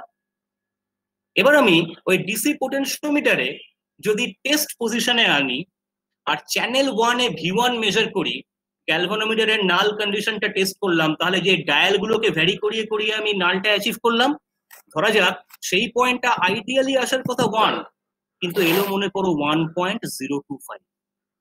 1.025 আসা মানে হচ্ছে আমি অ্যাকচুয়ালি যে ভোল্টেজটা across the pressure coil impress করেছি, ওটা কিন্তু যদিও আমার এই সাপ্লাইটা 100 ভোল্ট দেখাচ্ছে, আসলে সেই ভোল্টেজটা হচ্ছে 1.025 মাল্টিপ্লাইড বাই 100, তার মানে কত? 102.5। এবার মনে করা যাক তুমি ওই টেস্ট পজিশনে রেখেই পোটেনশিওমিটারটার যে সুইচটা চ্যানেল 1 এর ভোল্টেজ মেজার করছিল, সেটাকে আবার চ্যানেল 1 থেকে চ্যানেল 3 তে নিয়ে এলে। চ্যানেল 3 তে যখন নিয়ে এলে, তখন হচ্ছে তুমি ওই V2 মেজার করতে চাইছো। তুমি যে V2 মেজার করতে চাইছো, V2টা কি? V2 ইজ নাথিং বাট এই কারেন্ট কয়েলের থ্রু দিয়ে যে কারেন্ট ফ্লো করছে, সেই কারেন্টটাই multiplied by this R1 resistance which is 0.1 ohm will come across this voltage or will be measured as V2 in the DC potentiometer. Follow the same principle. তুমি ওই main dial এবং course resistance এবং fine রেজিস্ট্যান্সের যে দুটো dial আছে, ওই দুটো ডায়ালকে অ্যাডজাস্ট করে তুমি আবার গ্যালভানোমিটারে নাল অ্যাচিভ করো। এই মুহূর্তে তুমি যে ভোল্টেজটা পেলে, সেটা হচ্ছে কারেন্ট কয়েলের থ্রু দিয়ে কারেন্টটা ফ্লো করেছে multiplied by the resistance R1। যদি তুমি সেই রিডিংটাকে মানে V2 রিডিংটাকে R দিয়ে এই এখানে যে R1 স্ট্যান্ডার্ড রেজিস্ট্যান্স 0.1 ওহম আছে, সেটাকে যদি তুমি ডিভাইড করো, তার মানে তুমি কারেন্ট কয়েলের থ্রু দিয়ে অ্যাকচুয়াল কারেন্ট ফ্লোটা পেয়ে গেলে। তাহলে actual current multiplied by actual voltage মানে V1 into V2 by R1 will give you the true power consumed by the watt. এবার সেটা 20 ওয়াট থেকে কতটা দূরে in terms of full scale reading তোমায় ক্যালকুলেট করতে হবে। ওয়াট মিটারের ফুল স্কেল রিডিং কত? ওয়াট মিটারের ফুল স্কেল রিডিং হচ্ছে 100 ওয়াট। তার মানে ধরো true minus observed divided by 100 আর পার্সেন্টেজে ক্যালকুলেট করলে ইনটু 100, তাহলে 100 কেটে যাবে। আলটিমেটলি ডিফারেন্সটাই হচ্ছে ফুল স্কেলের রেসপেক্টে, ওয়াট মিটারের ফুল স্কেলের রেসপেক্টে এরর মেশার। এবার যে মেথোডোলজিটা আমি 20 ওয়াটের জন্য বললাম, এই মেথোডোলজিটাই ফলো করা হবে for 40 watt, 60 watt, 80 watt, 100 watt, এরকম 5টা পয়েন্ট। বেসিক ব্যাপারটা বুঝলে কিনা তোমরা আমাকে বলো, কোথাও কোনো প্রশ্ন আছে কি? তোমরা শুনতে পাচ্ছ? Yes, sir. Yes. হ্যাঁ, বলছি যে কোনো এই যে পুরো ব্যাপারটা বললাম, বুঝতে পারলে কি করা হলো? হ্যাঁ স্যার, বুঝতে পারছি। সোজা Yes, কথা sir. হচ্ছে প্রত্যেকবারই এই ভোল্ট মিটারটা মানে এই যে ডিসি সাপ্লাই থেকে যে ভোল্টেজটা অ্যাপ্লাই করছো অ্যাক্রস দ্য প্রেসার কয়েল, ওখানে 100 ভোল্ট তুমি ভোল্ট মিটারের রিডিংটা মানে ডিসি সাপ্লাই রিডিংটা 100 ভোল্ট রেখে ওখানেই ফিক্সড রাখবে, চেঞ্জ করবে না। এই অবস্থায় এই কারেন্ট কয়েলের থ্রু দিয়ে কারেন্টটাকে ভ্যারি করাবে এই RH1টাকে অ্যাডজাস্ট করে, সাচ দ্যাট একবার এই ওয়াট মিটারে 20 ওয়াট রিডিং আসবে, একবার 40, 60, 80 and 100. For each one of those conditions, when the wattmeter reads 20, 40, 60, 80 or 100, প্রত্যেকবার separately you have to measure what is the actual voltage across the pressure coil and what is the actual current flow through the current coil. Actual voltage across the pressure coil, DC potentiometer তো আর 100 volt measure করতে পারবে না, তার জন্য volt ratio box.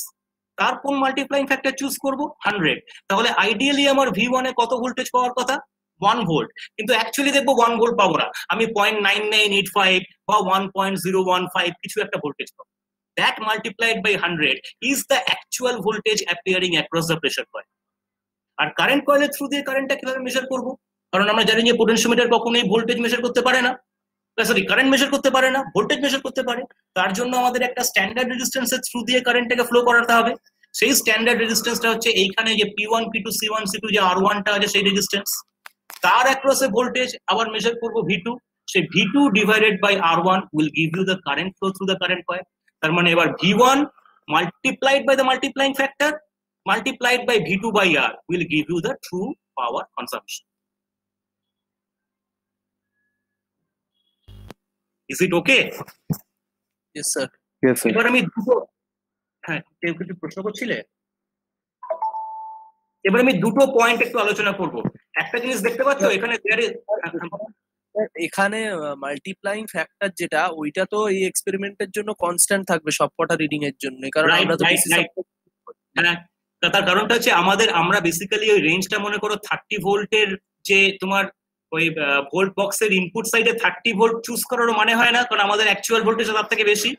আবার 750 volt choose করারও মানে হয় না, সেটা অনেক বেশি, তাই না, উইথ রেসপেক্ট টু 100। তার জন্য আমাদের ওই ইনপুট সাইডে ভোল্ট রেশিও বক্সের কোন রেটিংটা চুজ করা হয় 150, কারণ আমরা তো 100 ভোল্টে রেখেছি মানে তার কাছাকাছি একটা ভোল্টেজ ইমপ্রেসড হচ্ছে। তার মানে আমার এখানে যে ভোল্টেজ V1টা পাবো সেই ভোল্টেজ V1 এর করেসপন্ডিং ওই মাল্টিপ্লাইং ফ্যাক্টরটা 100 always fixed for the entire experiment. ঠিক আছে, ক্লিয়ার? Yes sir. দুটো জিনিস বলবো, এখানে ফ্যান্টম লোডিং বলে একটা কনসেপ্ট ইউজ করা হচ্ছে, সেটা বুঝতে পেরেছো কেউ? Yes, sir. ফ্যান্টম লোডিং কেন ইউজ করা হয়? যাতে অ্যাকচুয়াল সোর্সের পাওয়ার বেশি কনজাম্পশন না হয়, কিন্তু ওয়াটমিটারের ক্যালিব্রেশনটা ঠিক করে করা যায়। রাইট, যাতে আমাদের ওয়াটমিটার ক্যালিব্রেশনটা প্রপারলি করতে পারি, but at the same time power consumption of the wattmeter অনেক কম রাখা যায়। সেটা এখানে কি করে করা গেল? তোমাদের একটা দেখিয়েছিলাম মনে আছে, লো ভোল্টেজ ইলেকট্রনিক সাপ্লাই, একটা ছিল 2 ভোল্টেজ সাপ্লাই আর একটা ছিল এই যে লো ভোল্টেজ। দাঁড়া আমি ফিরে আসি সাইডটায়, এই স্লাইডটা, এটা মনে আছে, এটা হচ্ছে একটা লো ভোল্টেজ ইলেকট্রনিক সাপ্লাই। এটা হচ্ছে আমাদের ছবিতে,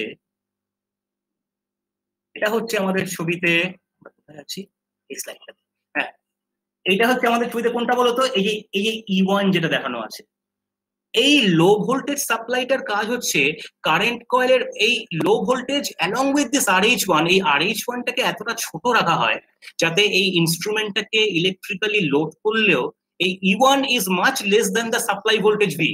সাপ্লাই ভোল্টেজ 100 ভোল্ট অ্যাপ্রক্সিমেটলি, সেখানে E1 এর ভোল্টেজটা হয়তো অ্যারাউন্ড 6 ভোল্টস, কিন্তু still it can flow or it is capable of flowing the rated current through the current coil। তার কারণ হচ্ছে এই RH1 এবং R1 এখানে তাদের কম্বিনেশনের রেজিস্ট্যান্স গুলো ছোট হয় অ্যাকচুয়াল। এবার পাওয়ার কনজাম্পশন অফ এই সিচুয়েশনে ওয়াট মিটারের পাওয়ার কনজাম্পশন কি বলতো? ওয়াট মিটারের পাওয়ার কনজাম্পশন হচ্ছে এই যে প্রেসার কয়েলের অ্যাক্রসে যে ভোল্টেজটা অ্যাপিয়ার করেছে ভি স্কোয়ার, সেটা যদি ভি হয়, সেই V square by R is the power consume by the pressure coil. আর এই লিঙ্কটা কিন্তু প্রথমে নেই, ফ্যান্টম লোডিং যখন হচ্ছে তখন কিন্তু এই লিঙ্কটা কানেক্টেড নয়, লিঙ্কটা মাথায় রেখো না, লিঙ্কটা বাদ দিয়ে ভাবো ফর দ্য মোমেন্ট। এবার যখন এখানে এই লো ভোল্টেজ সাপ্লাই থেকে একটা কারেন্ট ফ্লো করবে কারেন্ট কয়েলের থ্রু দিয়ে, তখন এখানে কতটা পাওয়ার কনজাম্পশন বলতো? E into the current flow. তাহলে বেসিক্যালি টোটাল পাওয়ার কনজাম্পশন কত হলো? V square by R plus E into I. এবার যখন আমরা নর্মাল ডাইরেক্ট লোডিং করি ওয়াট মিটারে, মানে যদি আমরা ফ্যান্টম লোডিং না করি, তখন কি করা হয়? তখন তো কারেন্ট কয়েলের প্লাস মাইনাস পয়েন্ট আর প্রেসার কয়েলের প্লাস মাইনাস পয়েন্ট, এই দুটো পয়েন্টকে শর্ট করে দেওয়া হয়। এবং তখন কি করা হয়? তখন কারেন্ট কয়েলের শুধু তাই নয়, কারেন্ট কয়েলটাকে সাপ্লাই করা হয় মেইন সাপ্লাই ভোল্টেজ থেকে। তার মানে actual power consumption of the watt meter হয় V square by R plus V into I approximately. whereas যে তুমি ফ্যান্টম লোডিং করলে তখন তোমার পাওয়ার কনজাম্পশনটা হলো V square by R plus E1 into I. এই E1টা যেহেতু ভির থেকে অনেকটা ছোট, তার জন্য ফ্যান্টম লোডিং এ পাওয়ার কনজাম্পশন অনেক কম হবে। এটা কি বুঝতে পারা গেল? Is it okay? Yes, sir. Yes, sir. Any question? Sir আমরা যখন এরারের পার্সেন্টেজটা ক্যালকুলেট করছি, ওখানে আমরা ডিভিশনটা 100 দিয়ে কেন করছি? মানে আমাদের তো ট্রু ভ্যালু দিয়ে ডিভাইড করা উচিত, মানে যেটা আমাদের তার কারণ হচ্ছে মিটারের অনেক, বিকজ অফ দ্য কনস্ট্রাকশন, মিটারের ফুল স্কেল রিডিংটা রেসপেক্টে কখন করা হয় বলতো? তার কারণটা হচ্ছে ধরো এই ফুল স্কেল রিডিংটা কোথাও তো 100 ওয়াটও হতে পারে, কোথাও 200 ওয়াটও হতে পারে, কোথাও 50 ওয়াটও হতে পারে। Am I correct? ডিফারেন্ট ইনস্ট্রুমেন্টের জন্য, তাই তো? কিন্তু তার জন্য দেখো পয়েন্টার মুভমেন্টটা কতটা হয় বলতো? অ্যাপ্রক্সিমেটলি ওই 45 ডিগ্রি থেকে 135 ডিগ্রি, তাই না? ভিজুয়ালাইজ করো পয়েন্টারের মুভমেন্টটা অ্যাপ্রক্সিমেটলি 45। এই যে 45 থেকে 135 ডিগ্রি যে কি বলবো, মানে mechanical movement taking care of the full scale. ভাবো তুমি এই মিটারটাকেই তুমি ফাইনাল রিডিংটা 50 ওয়াট আছে, তুমি যেভাবে বলছো তুমি ট্রু রিডিং দিয়ে ডিভাইড করতে পারো, সেটাও করা হয়, অনেক সময় করা হয় না তা নয়, কিন্তু ট্রু রিডিংটা এখন 50 ওয়াট হয়ে যাবে মানে 20 ওয়াটটা এখন হয়ে যাবে 10 ওয়াট, তাই না? আর মাল্টিপ্লাইং ফ্যাক্টরটা মানে 0.5। Am I correct? এবার ধরো সেখানে পয়েন্টার যখন মুভ করছে, পয়েন্টার তো সেই deflecting torque equal to controlling torque হতে হবে, তখনই পয়েন্টার স্টেশনারি হবে। তখন কিন্তু সামান্য, মানে এখানে কিন্তু সামান্য একটুখানি এরার থাকা মানে অ্যাপারেন্টলি মনে হবে যেন অনেকটা বেশি error. Are you getting my point? মানে for the same amount of ডেভিয়েশনটা অ্যাকচুয়ালি কার রেসপেক্টে হয়? ডেভিয়েশনটা কি ওয়াটের রেসপেক্টে হচ্ছে? ডেভিয়েশনটা কিন্তু হচ্ছে পয়েন্টারের অ্যাঙ্গুলার মুভমেন্টের রেসপেক্টে। এটা বুঝতে পারছো? পয়েন্টারটা কোনো একটা পার্টিকুলার পজিশনে 40 ডিগ্রি ঘোরার কথা ছিল, ও হয় 42 ডিগ্রি ঘুরে গেছে বা 38 ডিগ্রি ঘুরে গেছে। এবার এটা তো বেসিক্যালি মেকানিক্যাল কনস্ট্রাকশন। যদি তোমার ওই ক্যালিব্রেশনটা, তার জন্য এই 2 ডিগ্রি আসলে কি ডেভিয়েশনটা হয়েছে, মানে 2 ডিগ্রি ডেভিয়েশন। 2 ডিগ্রি ডেভিয়েশন একটা কেসে হয়তো বললো যে তার মানে তোমার 5 ওয়াট ডেভিয়েশন হয়েছে, আর আরেকটা কেসে হয়তো বললো 2.5 ডেভিয়েশন হয়েছে। তাই যদিও ট্রু দিয়ে ডিভাইড করা হয়, কখনো কখনো অনেক ক্ষেত্রে এরকম ফুল স্কেল রেসপেক্টেও করা হয়ে থাকে। To take care of that বলতে পারো এক ধরনের নর্মালাইজেশন প্রসিজিয়ার। বুঝতে পেরেছো? এক ধরনের নর্মালাইজেশন প্রসিজিয়ারে ওই ফুল স্কেলটাকে দিয়ে ডিভাইড করা হয়, কারণ ফুল স্কেল ডিফারেন্ট ইনস্ট্রুমেন্টের ক্ষেত্রে ডিফারেন্ট হয়। ওকে, আচ্ছা একটা জিনিস এখনো বাদ রয়েছে, ওই লিঙ্কের ব্যাপারটা। এই যে গোটা রিডিং গুলো নেওয়ার কথা বললাম, কটা রিডিং নিতে হবে বলো তো? এই এক্সপেরিমেন্টে মোট কটা রিডিং নিতে হবে? এনিওয়ান শুনতে পাচ্ছ তো? স্যার ভয়েসটা কেটে গেল মাঝখানে। এখন আমি বলছি যে এই মোট কটা রিডিং নিতে হবে? তিনটে কেন? মানে মোট কটা point? তিনটে তুমি বুঝতে পারলে কেন? কটা সেট অফ রিডিংস নিতে হবে? 5টা স্যার। 5টা 20, 40, 60, 80, 100। হ্যাঁ স্যার, হ্যাঁ স্যার। অ্যাকচুয়ালি নিতে হবে 10টা for each position, either with this link disconnected or with the link connected. তার কারণটা কি বলতো? তুমি ফ্যান্টম লোডিং ইউজ করে ইনস্ট্রুমেন্টটাকে ক্যালিব্রেট তো করলে পাওয়ার কনজাম্পশন কমানোর জন্য। এবার অ্যাকচুয়াল যখন ইনস্ট্রুমেন্টটা কোনো একটা জায়গায় গিয়ে ব্যবহার করবে, তখন তো অনেক সময় তোমাকে ওটা ডাইরেক্ট লোডিং এর জন্য ব্যবহার করতে হতে পারে। am I correct? এটা তো ক্যালিব্রেশন করার জন্য করছো, পাওয়ার কনজাম্পশন কমানোর জন্য। তারপরে তুমি একজন যে কিনছে তাকে তুমি ওটা হ্যান্ড ওভার করে দেবে। সে তো বিভিন্ন জায়গায় কখনো ওটাকে ডাইরেক্ট লোডিং ফর্মেও ইউজ করতে পারে, কখনো ফ্যান্টম লোডিং ফর্মেও ইউজ করতে পারে। আমাদের যেটা দেখার উচিত যে ক্যালিব্রেশন করার সময় যে এই পয়েন্টটা শর্টেড থাকা এবং না থাকা, এই দুটো কন্ডিশনেই আমি প্রপার রিডিং পেতে পারছি তো। এবার তোমার প্রশ্ন আসতে পারে এই লিঙ্ক থাকা বা না থাকার মধ্যে রিডিং এ কেন এরর আসবে বা কেন ডেভিয়েশন আসবে, তাই না? উইথ লিঙ্ক উইদাউট লিঙ্ক দুটো রিডিং কেন ডিফারেন্ট হবে? দুটো রিং ডিফারেন্ট হওয়ার কারণটা হচ্ছে অ্যাকচুয়ালি এখানে যখন প্রেসার কয়েল এবং কারেন্ট কয়েলের থ্রু দিয়ে কোনো কারেন্ট ফ্লো করবে, তখন একটা কুলম্বিয়ান ফোর্স অফ অ্যাট্রাকশন রিপালশন সেটা তৈরি হবে, এবং that will determine the final steady position of the moving coil. এবার দেখো, যেই এই লিঙ্কটা কানেক্ট থাকুক বা না কানেক্ট থাকুক, যখন কানেক্টেড আছে এই অবস্থায় যে relative current distribution through pressure coil আর কারেন্ট কয়েল, আর যদি কারেন্ট না থাকে, কানেক্ট না থাকা অবস্থায় যে রিলেটিভ ডিস্ট্রিবিউশন, দুটো ডিফারেন্ট। দুটো যদি ডিফারেন্ট হয়, তার মানে অ্যাকচুয়ালি মুভিং কয়েলটা যেখানে এসে স্টেশনারি হবে, লিঙ্কটাকে কানেক্টেড অবস্থায় আর লিঙ্কটাকে না কানেক্টেড অবস্থায় দুটো কিন্তু ডিফারেন্ট হবে। কিন্তু এটা আমরা কখনোই বলতে পারবো না যে লিঙ্ক কানেক্ট।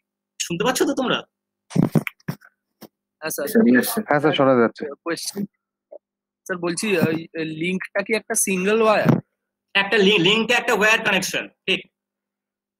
কিন্তু স্যার লিঙ্কটা যদি সিঙ্গেল ওয়্যার হয় তাহলে তো কারেন্ট ফ্লো করা উচিত না লিঙ্ক দিয়ে, কারণ দুটো লুপের মধ্যে তো কোনো রিটার্ন পাথ নেই, মানে কারেন্টের মানে একটা সিঙ্গেল পাথ দিয়ে কি কারেন্ট ফ্লো করবে তাহলে? না না না, তুমি এখান থেকে ভাবো, এখান থেকে এই যে উপরের তার এখান থেকে এসে একটা, এখান থেকে দুটো কানেকশন রয়েছে তো, তাহলে এখান থেকে যে কারেন্টটা পুরোটা প্রেসার কয়েলের থ্রু দিয়ে ফ্লো করছিল, তার একটা কারেন্ট প্রেসার কয়েলের থ্রু দিয়ে পাস করে যাবে, আরেকটা কারেন্ট আবার আরেকটা পোর্শন এখানকার থ্রু দিয়ে পাস করতে পারে না। Are you getting my point? Similarly যেখানে কারেন্ট কয়েলে যদি এই লিঙ্কটা না থাকতো, এখানে যে E1 থেকে যে কারেন্টটা কারেন্ট কয়েলের থ্রু দিয়ে পুরোটা ফ্লো করছিল, এখানে এটা বাইপাসিং লিঙ্ক শর্টিং এর জন্য তার একটা পার্ট আবার পিসি থ্রু দিয়ে পাস করে যেতে পারে না।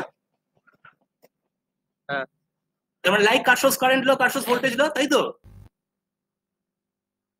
তার মানে তুমি কখনোই প্রেসার কয়েল এবং কারেন্ট কয়েলের থ্রু দিয়ে লিঙ্ক থাকা, কানেক্টেড থাকা অবস্থায় এবং লিঙ্ক নট কানেক্টেড থাকা অবস্থায় কারেন্টের ডিস্ট্রিবিউশন যে এক হবে সেটা গ্যারান্টি করতে পারো, এটাই বলতে চাইছি। বুঝতে পেরেছো? Is it okay? Yes sir. হ্যাঁ স্যার, কিন্তু একটা জিনিস এখানে ডাউট হচ্ছে স্যার, যে দুটো নেটওয়ার্কের মধ্যে যদি একটা সিঙ্গেল ওয়্যার কানেক্টেড থাকে, তাহলে স্যার যে কারেন্টটা ফ্লো করছে একটা নেটওয়ার্ক টু আরেকটা নেটওয়ার্ক, ওটা তো কোনো রিটার্ন পাথ পাচ্ছে না আরেকটা নেটওয়ার্কে ফিরে আসার জন্য। তুমি এটাকে নেটওয়ার্ক, তুমি এটাকে সার্কিট হিসেবে ভাবো না।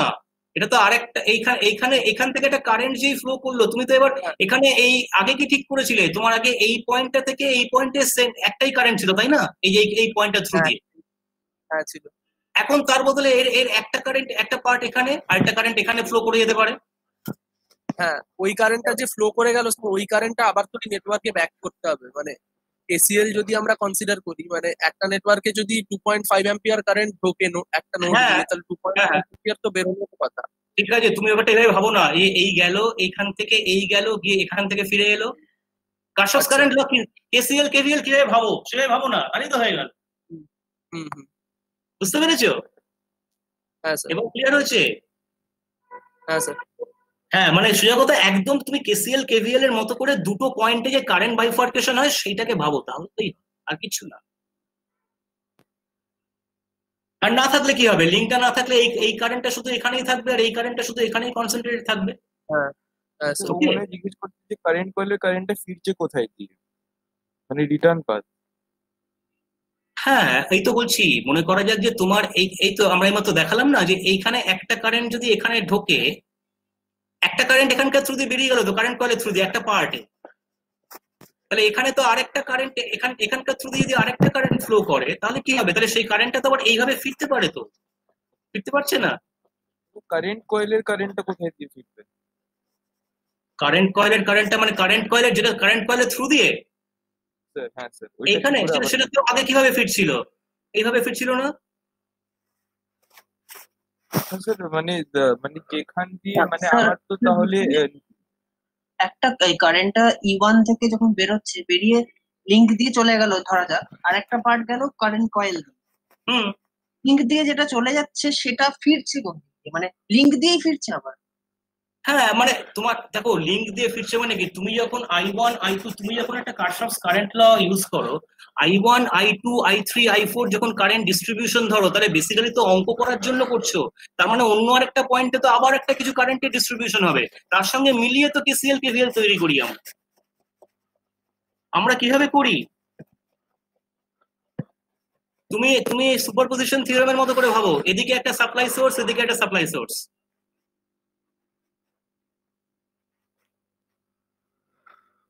মাঝখানে এখানে একটা লুপ, এখানে আরেকটা লুপ, এবং তার মাঝখানে একটা শর্টিং পয়েন্ট যেটা আছে অথবা নেই। তাহলে কারেন্টের ডিস্ট্রিবিউশনটা কি আলাদা হবে না প্রেসার কয়েল এবং কারেন্ট কয়েলের থ্রু দিয়ে?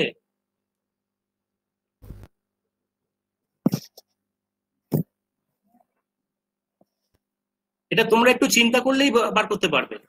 মানে সোজা কথা হচ্ছে, লিঙ্ক থাকা এবং লিঙ্ক না থাকা অবস্থায় কারেন্টের distribution through the pressure coil and current coil will be different.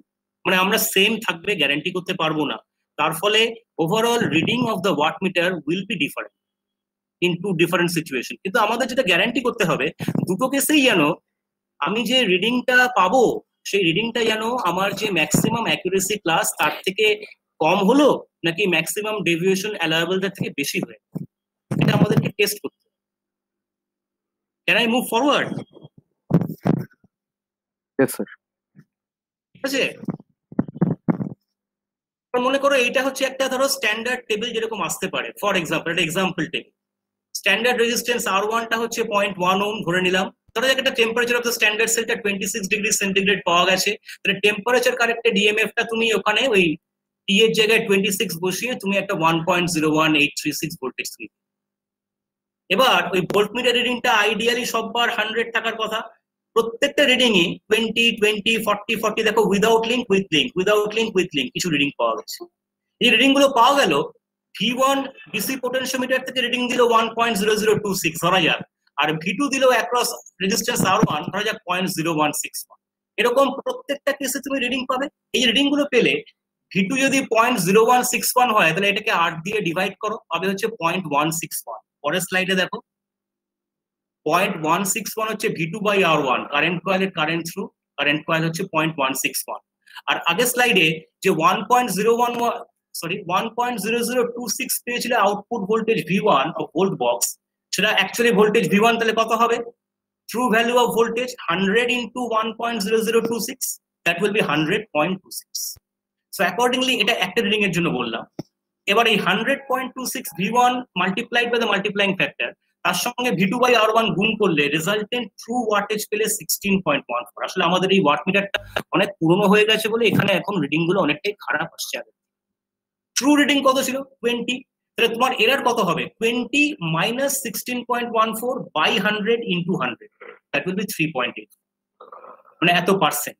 এবার অ্যাকর্ডিংলি তোমার প্রত্যেকটা 20 40 60 80 100 তার উইদাউট লিঙ্ক উইথ লিঙ্কের রিডিং গুলো আমরা পেলাম, তার এরার গুলো ক্যালকুলেট করলাম, সেই এরার গুলোকে এবার নিয়ে একটা ক্যালিব্রেশন কার্ভ প্লট করা।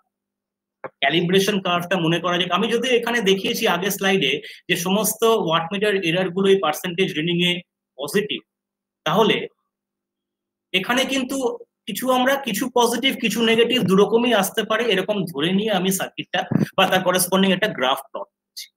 এই যে গ্রাফটা প্লট করলাম, তাহলে প্লটটা শুরু হবে 0 থেকে, তার কারণ হচ্ছে যখন ওয়াটেজ কনজাম্পশন 0 তখন আমরা 0 এরার কারেকশন করে নিয়েছি, তার মানে একদম 0 তে 0 ধরে নিয়ে শুরু করতে পারি। এবার হচ্ছে 20 ওয়াটে উইথ লিঙ্ক কন্ডিশনে কত এরার পেয়েছিলাম, পার্সেন্টেজ এরার, আর উইদাউট লিঙ্কে কত পেয়েছিলাম। এই যে পয়েন্ট গুলো পেলাম, এই পয়েন্ট গুলো নিয়ে আমি একটা স্ট্রেট লাইন কার্ভ জয়েন করব। Point to point curve. এই পয়েন্ট টু পয়েন্ট কেন করা হয়? ক্যালিব্রেশন কার্ভ সবসময় পয়েন্ট টু পয়েন্ট জয়েন করা হয়। তার কারণ হচ্ছে ক্যালিব্রেশন কার্ভ, ধরো 20 ওয়াট আর 40 ওয়াট দুটো রিডিং পেয়েছো, তার মানে কিন্তু এরকম নয় যে 30 ওয়াটের রিডিংটা হচ্ছে 20 আর 40 রিডিং এর মাঝখানের পয়েন্ট।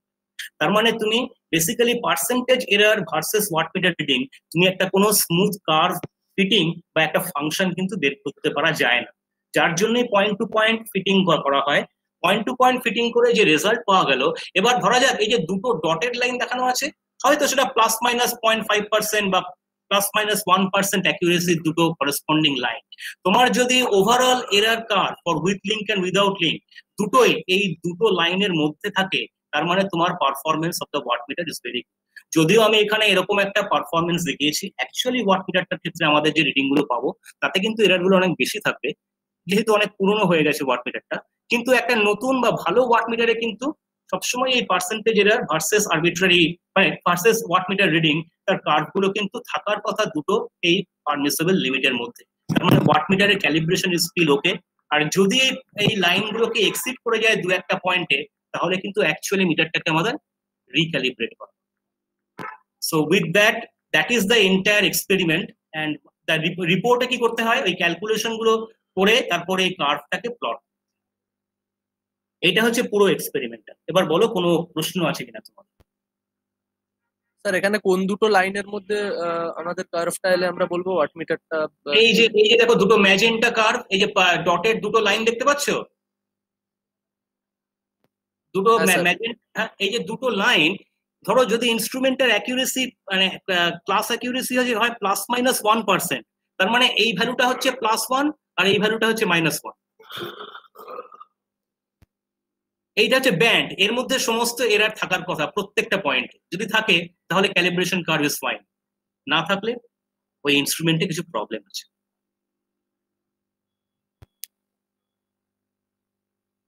Any more question? ঠিক আছে, so I think with that we come to the end of the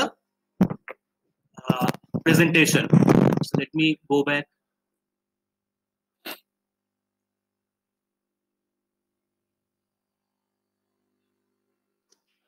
আচ্ছা ঠিক আছে, তাহলে তোমাদের কি কোনো প্রশ্ন থাকলে আমাকে আর জিজ্ঞেস করো।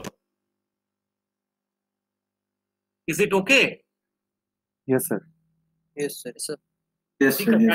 আর ওই লাস্টের লিঙ্কের ব্যাপারটা যেটা বললাম, সেটা তোমরা একটু চিন্তা ভাবনা করো, তাহলে বুঝতে পারবে যে দুটো কারেন্টে মানে ওই লিঙ্কটা থাকা বা না থাকা অবস্থায় কারেন্টের ডিস্ট্রিবিউশনটা দুরকম হবে, মানে সেম থাকবে এটা কখনো গ্যারান্টি করা যাবে না। তার জন্যই দুটো কেসে আলাদা করে টেস্ট করা হয়, দেখে নেওয়া হয় যে উইথ লিঙ্ক আর উইদাউট লিঙ্ক দুটো কেসেই পারফরমেন্সটা উইদিন লিমিট আসছে। তাহলে তোমরা ওভারঅল এক্সপেরিমেন্টের ফিলোসফিটা বুঝেছো, এটা ধরতে পারি কি? ঠিক আছে তো? Yes sir. ইয়েস, ওকে। তার মানে যাদের হয়ে গেল, হ্যাঁ বলো, এনি কোয়েশ্চেন? No sir. ঠিক আছে, তার মানে যাদের হয়ে গেল তারা একবার রিপিট করবেন স্যার, ক্যালিব্রেশন কার্ভটা পয়েন্ট টু পয়েন্ট কেন জয়েন করছি? Calibration curve point to point join করছি, তার কারণটা হচ্ছে ক্যালিব্রেশন কার্ভে কোনো মিন কার্ভ ড্র করা যায় না। মানে মনে করো 20 ওয়াট, 40 ওয়াট, 60 ওয়াট, তাদের তুমি কিছু রিডিং পেলে, তো তুমি তার থেকে বের করতে পারো না যে 30 ওয়াটে কত রিডিং হওয়ার কথা, 70 ওয়াটে কত রিডিং হওয়ার কথা। কোনো ফাংশন ফিটিং করা যাবে না, কোনো ভ্যালু ইন্টারপোলেট করা যাবে না। Is it okay? আন্ডারস্টুড? হ্যাঁ স্যার, থ্যাংক ইউ। তার মানে তুমি যদি মিন কার্ভ আঁকতে পারতে, মিন কার্ভ কখন আঁকা হয়? যখন আমি একটা ফাংশন ফিট করতে পারি, তাই তো? তার মানে যে কোনো ইন্টারমিডিয়েট ভ্যালু অফ এক্স আমি ওয়াই এর ভ্যালুটা প্রেডিক্ট করতে পারি। এক্ষেত্রে তোমার এক্স এর ভ্যালুগুলো 20, 40, 60, 80, 100, তুমি কিন্তু তার বেসে 35 ওয়াট যদি তোমার রিডিং হতো, তাহলে এরার কত থাকতো? You can never guarantee, you can never predict. এরকম সিচুয়েশন সবসময় এরার কার্ভ বা ক্যালিব্রেশন কার্ভ সবসময় পয়েন্ট টু পয়েন্ট জয়েন করা হয়, স্মুথ কার্ভ আঁকা হয় না। হ্যাঁ sir, thank you sir. Okay, বলছি এই এক্সপেরিমেন্টার থেকে এক একটা ওয়াটে কত এরর আসছে সেটা আমরা পাচ্ছি, রাইট? এটা মানে ক্যালিব্রেশন মানে তো আমরা ডিভাইসের এররটা কমানোর চেষ্টা করছি, সেটা না না না না না না, ক্যালিব্রেশন করা মানেটা হচ্ছে আমরা ডিভাইসটা কতটা কারেক্ট সেটা টেস্ট করছি।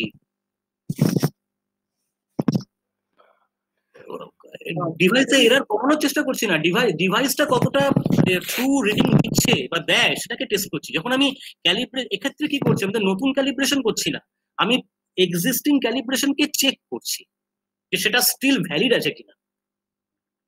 ক্যালিব্রেশন কখনো তুমি কিন্তু এরকম করো না যে ওটার এরারটা কমানোর চেষ্টা করো। ইনস্ট্রুমেন্টের কি কাজ? ইনস্ট্রুমেন্টের কাজ তো হচ্ছে অ্যাকচুয়াল ভ্যালুটাকে রিপ্রেজেন্ট করা। আমি দেখতে চাইছি যে এখনো স্টিল এই ইনস্ট্রুমেন্টটা ওই আগের ভ্যালুটাকেই তুমি কি বলবো, মানে সেই এখনো ওর যেখানে যেখানে 20 ওয়াটে অ্যাকচুয়াল ওয়াটেজ কনজাম্পশন 20 ওয়াট হলে 20 ওয়াট দেখানোর কথা দেখাচ্ছে কি, অ্যাকচুয়াল কনজাম্পশন 40 ওয়াট হলে 40 ওয়াট দেখানোর কথা দেখাচ্ছে কি? আমরা উল্টো দিক থেকে করছি। ও যদি 40 ওয়াট রিডিং দেয়, অ্যাকচুয়াল কনজাম্পশন কি 40 ওয়াট? ও যখন 20 ওয়াট দেখাচ্ছে, অ্যাকচুয়াল কনজাম্পশন কি 20 ওয়াট? যদি না হয় তাহলে অ্যাকচুয়ালি আমাদের মিটারটাকে আবার একটু রেকটিফাই করে ফের আমাদের ওই ফিল্ডে নিয়ে যাওয়া উচিত। বুঝতে পারলে? কে প্রশ্ন করলে প্রশ্নটা বুঝতে পারলে? মিটার ক্যালিব্রেশন কিন্তু কখনো এরার কমানোর জন্য নয়, একদম এটা হলে বললে কিন্তু ভুল হয়ে যাবে।